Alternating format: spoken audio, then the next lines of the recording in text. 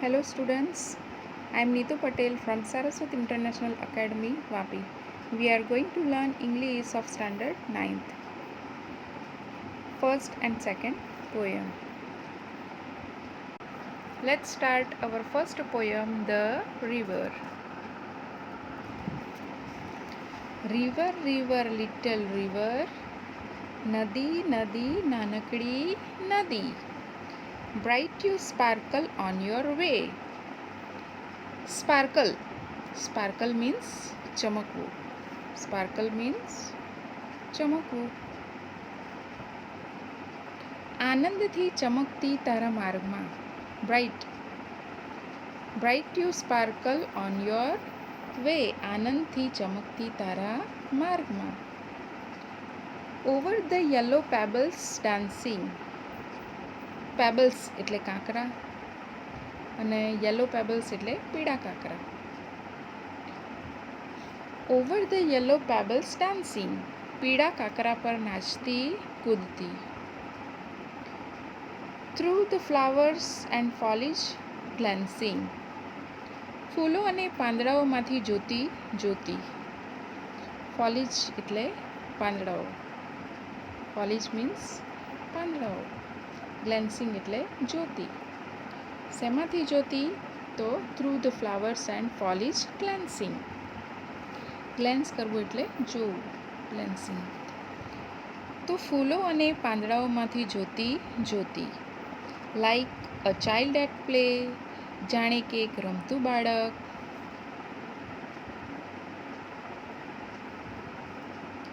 River river swelling river.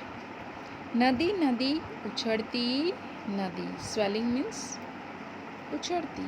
Swelling means ઉછળતી. On you rush through rough and smooth. હવે rough એટલે કેવું? તો ખાડા ટેકરાવાળું. અને સ્મૂથ એટલે સમતલ. On you rush through rough and smooth એટલે ખાડા ટેકરાવાળા અને સમતલ રસ્તો જે છે એના પર તું દોડતી જાય છે. Louder, faster, brawling and leaping. Louder એટલે કે વધુ મોટેથી અવાજ કરતી કરતી. ફાસ્ટર એટલે કે એકદમ ઝડપથી. બ્રાવલિંગ એટલે કે ખડખડ વહેતી. બ્રાવલિંગ મીન્સ ખડખડ વહેતી. લીપિંગ. લીપિંગ એટલે કૂદતી. લીપિંગ means કૂદતી.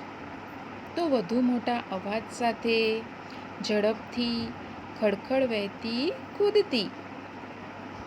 Over rocks by rose banks sweeping. Over rocks એટલે કે પથરા ઉપરથી. રોક એટલે ખડક, તો પથરા ઉપરથી. By rose bank sweeping. કાંઠા પર ગુલાબના જે છોડ છે એની જે હાર છે એને સ્પર્શતી એ ઝડપથી દોડી જાય છે. સ્વીપિંગ મીન્સ કે એ ઝડપથી દોડી જાય છે.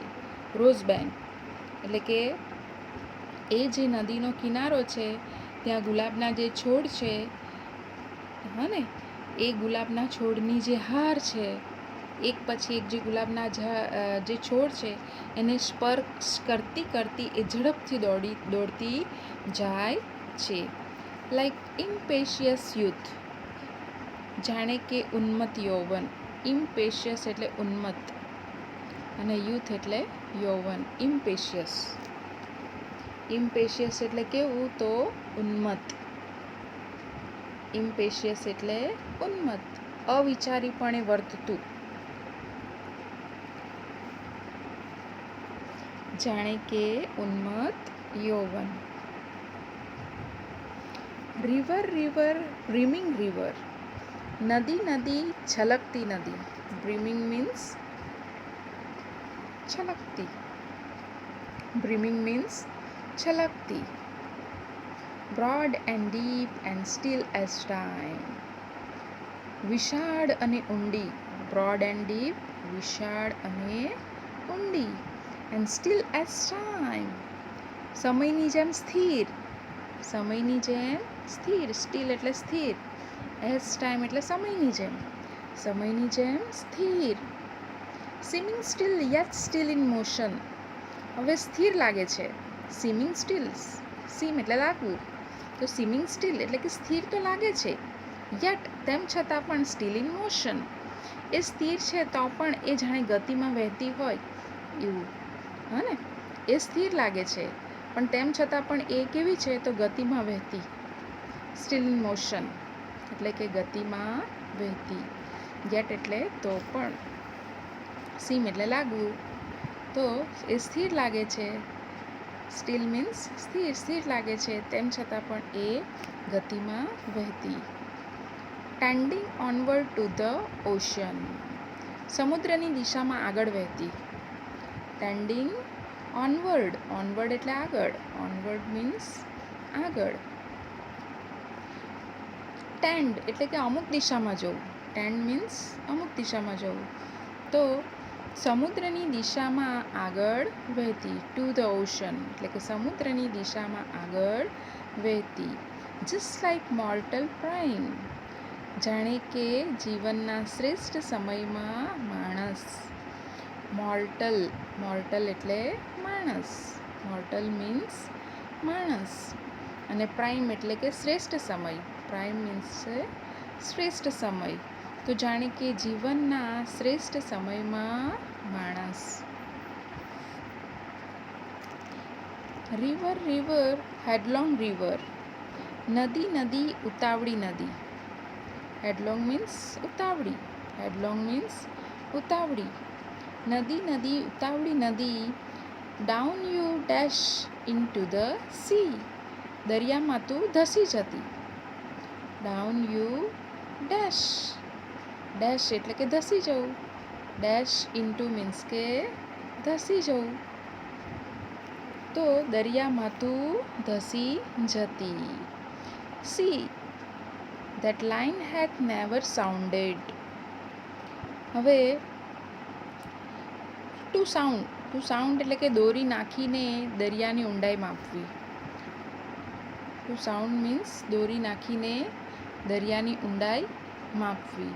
અને હેથ એટલે હોવું, હેથ મીન્સ હોવું, હેથ મીન્સ હોવું, તો સી ધેટ લાઇન હેથ નેવર સાઉન્ડેડ, હવે દરિયો કે જેની ઊંડાઈ જે છે એ અમાપ છે.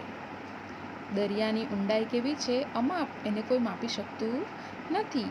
Sea that sail hath never rounded, હવે દરિયો કે જેનો પ્રવાસ જે છે એ નિરંતર છે.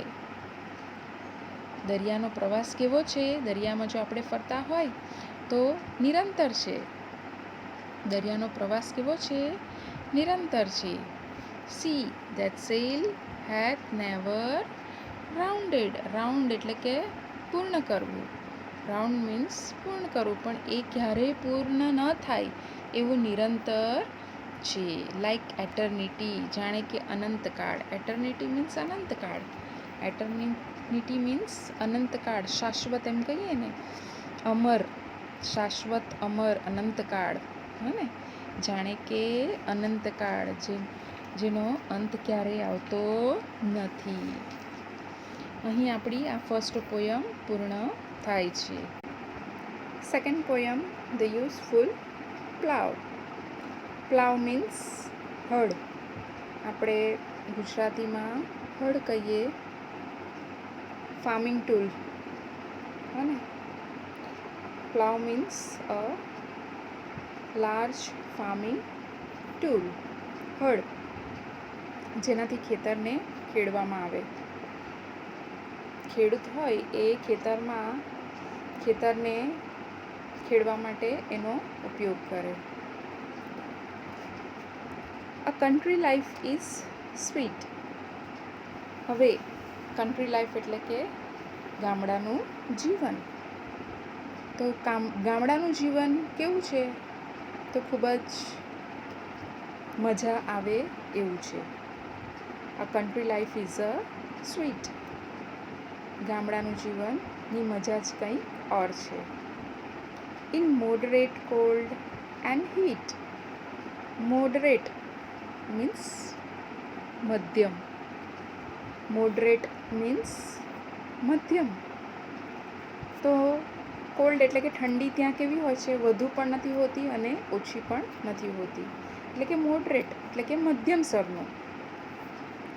તો મધ્યમ ઠંડી એન્ડ હીટ, અને ગરમી પણ મધ્યમ એટલે કે વધુ ગરમી પણ નથી હોતી કે ઓછી ગરમી પણ હોતી નથી, મધ્યમ. To walk in the air, how pleasant and fair. હવે to walk in the air, how pleasant and fair. હવે જે ત્યાંની હવા જે છે એ કેવી છે? તાજી અને આહલાદક. પ્લેઝન્ટ મીન્સ કે આહલાદક, આનંદ અપાવે એવી. તાજી અને આહલાદક. How pleasant and fair. Two walk in the air એટલે કે હવામાં ફરવું. Two walk in the air, હવામાં ફરવું એ કેવું? આનંદદાયક છે, આહલાદક છે. એન્ડ ફેર એટલે કે તાજગી અપાવે એવું છે. In every field of wheat, ઘઉંના દરેક ખેતરની. In every field of wheat, field of wheat એટલે કે ઘઉંનું ખેતર. ઘઉંના દરેક ખેતરની જે તાજી અને આહલાદક હવામાં ફરવું. ઘઉંના જે દરેક ખેતર છે એની તાજી અને આહલાદક હવામાં ફરવું. The fairest of flowers adorning the bowers. brow. અહીંયા બાવર છે, બાવર. BOWER, બાવર એટલે લતાકુંજ. બાવર મીન્સ લતાકુંજ.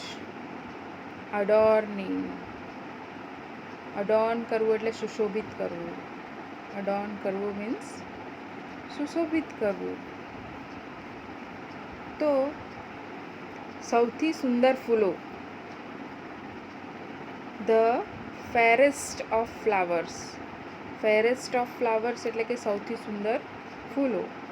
અને જે બધી જ જે લતાકુંજ છે, મને અડોર્નિંગ ધ બાવર એ બધી જે લતાકુંજ છે. And every મેડોઝ બ્રાવ. બ્રાવ એટલે કિનાર. બ્રાવ એટલે કિનાર અને મેડો એટલે તમને ખબર જ છે. મેડો એટલે કે જે ખેતરમાં લીલું લીલું ઘાસ હોય એને મેડો કહેવાય, જ્યાં ગાય ચરવા જતી હોય.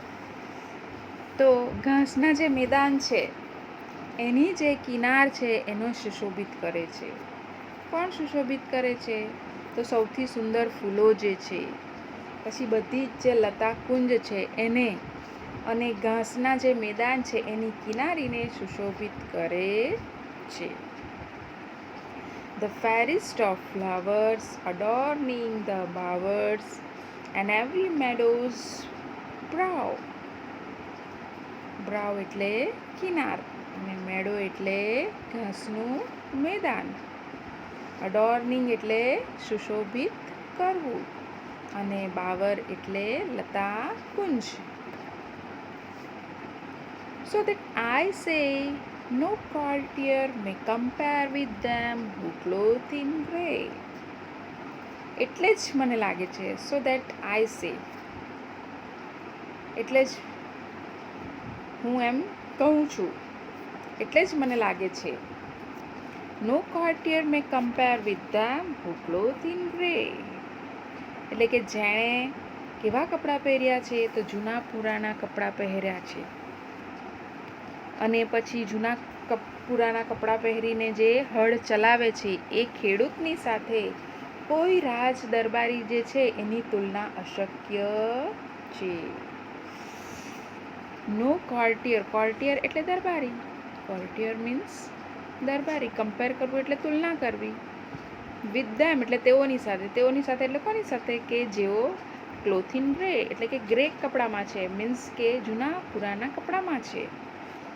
ક્લોથ ઇન ગ્રે એટલે કે જૂના પુરાના કપડાં પહેરીને જેઓ હળ ચલાવે છે તેઓની સાથે કોઈ પણ રાજ દરબારીની તુલના અશક્ય છે. No courtier may compare with them who clothe in grey and follow the useful plough.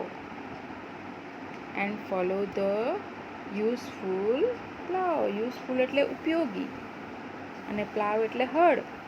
જે હળ ચલાવતા જે ખેડૂતો છે. એન્ડ ફોલો કરવો એટલે અનુસરવું. કોને અનુસરવું? ધ યુઝફુલ પ્લાવ એટલે કે હળ ચલાવતા જે ખેડૂતો છે એમની સાથે કોઈ પણ રાજ દરબારીની જે તુલના જે છે એ અશક્ય છે.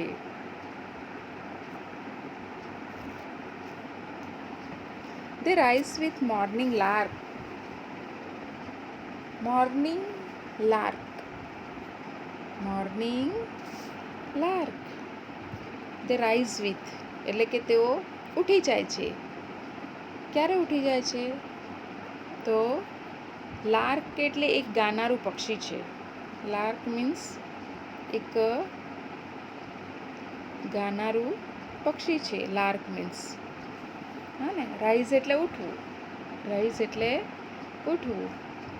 તો તેઓ ઉઠી જાય છે. ક્યારે ઉઠી જાય છે? તો સવારે વહેલી સવારે એક ગાનારું પક્ષી જે છે એ વહેલી સવારે જાગી જાય છે.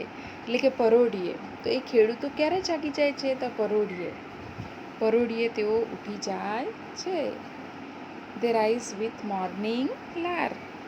એટલે વહેલી સવારે જે પક્ષી ગાનારું છે એ જ્યારે ગાય છે ત્યારે જ તેઓ ઉઠી જાય છે. એટલે કે પરોઢિયે ઉઠી જાય છે. And labour till almost dark. અને સૂર્યાસ્ત સુધી તેઓ સખત શ્રમ કરે છે. લેબર એટલે સખત શ્રમ કરવો. લેબર મીન્સ ટીલ એટલે જ્યાં સુધી ત્યાં સુધી. અને ઓલમોસ્ટ ડાર્ક એટલે જ્યાં સુધી શું નહીં થાય? સૂર્યાસ્ત નહીં થાય ત્યાં સુધી. Then folding their sheep they hasten to sleep. hasten means ઉતાવળ કરવી. hasten means ઉતાવળ કરવી. અને ફોલ્ડ એટલે કે વાડામાં પૂરવું. ફોલ્ડ કરવું એટલે અહીંયા શીપ છે, શીપની વાત છે એટલે શીપને વાડામાં પૂરવું.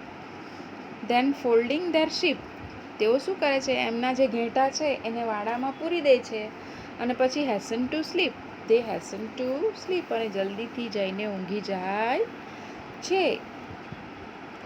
નેક્સ્ટ મોર્નિંગ હવે બીજે દિવસે સવારે is ringing with birds that are singing on each green tender bough.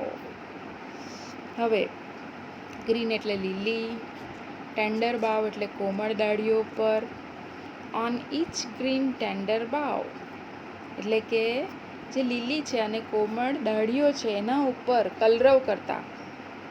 અને બર્ડ્સ ધેટ આર સિંગિંગ.